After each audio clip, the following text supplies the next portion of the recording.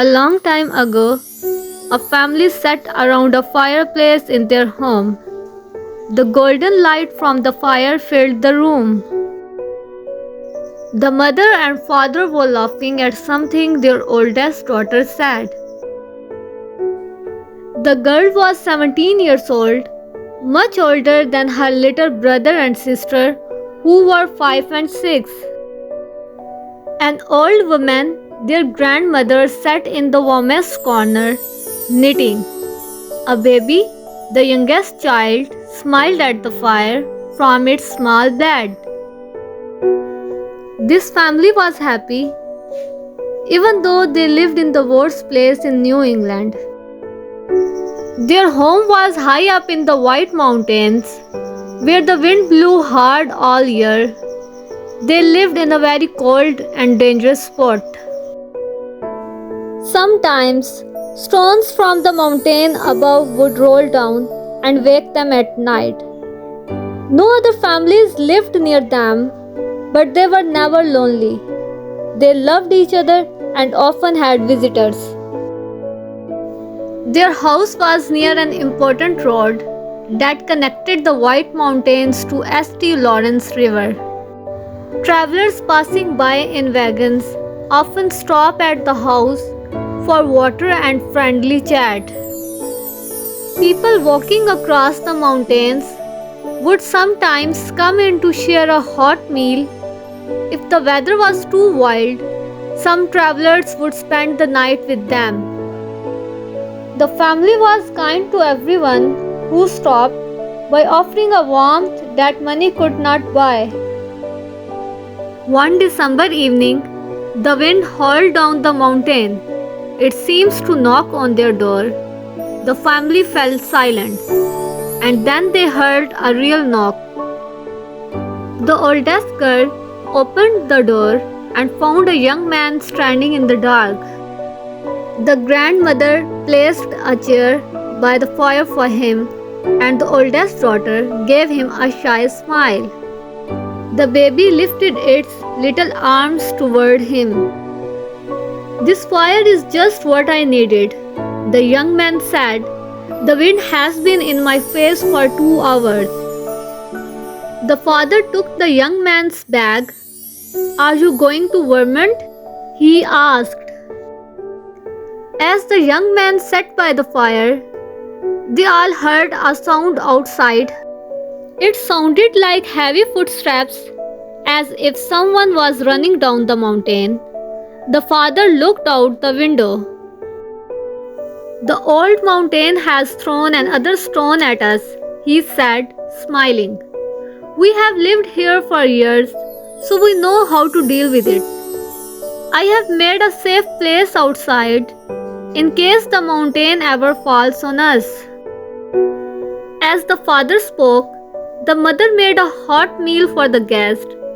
The young man talked openly with the family like they were old friends. He was usually careful with the people, but something made him share his biggest secret. He said he wanted to be famous one day, so people would remember him. "So far, I have done nothing," the young man said. "If I disappear tomorrow, no one will ask, 'Who was he? Where did he go?' But I can't die until I have made my mark on the world." The family smiled at him. "You are laughing at me," the man said, holding the oldest daughter's hand. "You think my dream is silly?"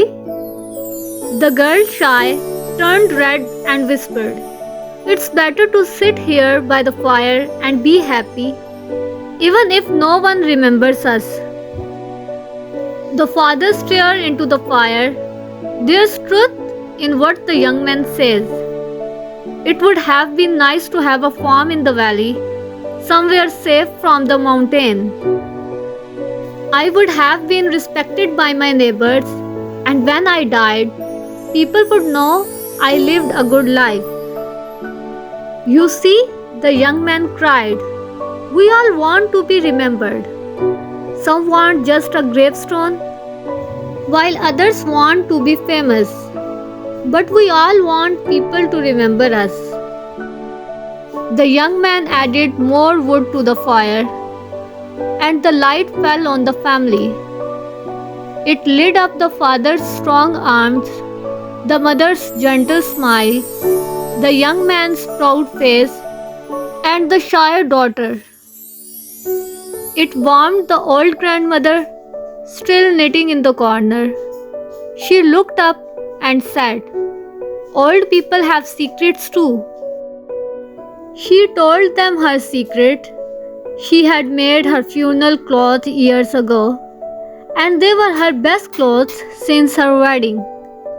She was afraid she wouldn't be buried in them when she died. The young man stared into the fire and said, "Old and young, we all think about death and what we leave behind. But what do sailors think when their ships sink, knowing they will be buried in the ocean where no one can find them?" Just then, a loud sound like the roar of the ocean shook the house. The family knew what it was. The slide, they shouted. They ran out of the house into the secret hiding place the father had built. The whole side of the mountain came rushing down like a waterfall of earth.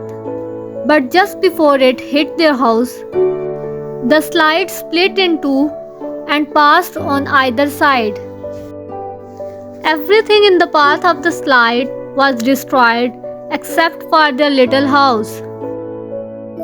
The next morning, smoke was still coming from the chimney and the fire was still burning.